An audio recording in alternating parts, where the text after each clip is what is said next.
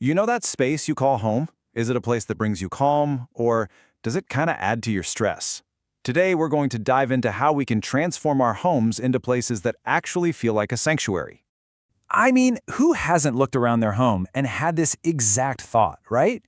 It's that sinking feeling, that sense of being completely overwhelmed, of just not knowing where to even begin. And believe me, it's a super common source of stress for so many of us. So, that feeling of being overwhelmed, it's actually not just about the physical stuff piled up. It goes a lot deeper. Let's really break down why it matters so much and, what we can actually do about it. Right, so when we say a mess, we're not just talking about a little dust here and there. It's really this state of disorganization that can directly mess with our minds. It creates this kind of low-level hum of stress and anxiety in the background of our lives. Okay, so why does any of this even matter? I mean, this isn't about having a home that looks like it's straight out of a magazine. It's about unlocking some really powerful and often hidden benefits. You might be surprised by how much more there is to this than just appearances.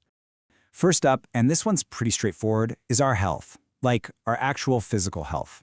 A clean home helps get rid of all that dust and those germs that can cause allergies and even make us sick. Seriously, every time you sweep the floor or wipe down a counter, you're literally fighting off harmful bacteria.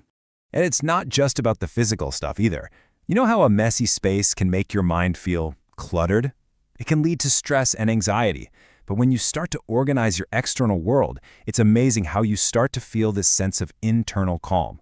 It gives you back a feeling of control and really helps you think more clearly. And here's one we totally forget about sometimes. A messy house can actually be a dangerous one. All that clutter on the floor, that's just a bunch of tripping hazards waiting to happen. So keeping things organized isn't just about how it looks. It's about creating a genuinely safer space for you and everyone you live with. So when you kind of zoom out and look at the big picture, the power of a tidy home is, well, it's crystal clear, right? It's not just one thing. It's how it boosts your health, calms your mind, keeps you safe, and even saves you from that frustrating hunt for your keys. It's this powerful combination for just feeling better. All right, so hopefully you're feeling a little motivated now. But where do you even start? How do you tackle it without getting overwhelmed all over again? Let's get super practical with a simple plan that makes this whole thing feel way more manageable.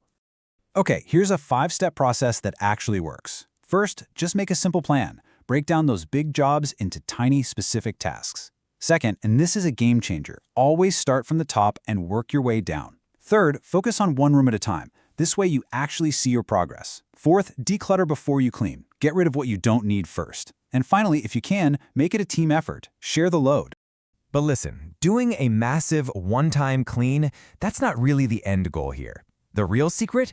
It's shifting your mindset from thinking about cleaning as this huge, daunting project to just making it a simple, ongoing habit. And what's the secret weapon for building that habit? It's the good old-fashioned chore. Now, I know, don't think of it as a burden. Think of chores as these small, powerful actions that just maintain order. Simple things like making your bed or washing the dishes right after you eat, they stop the mess from ever building up in the first place. It keeps your home in this constant state of calm.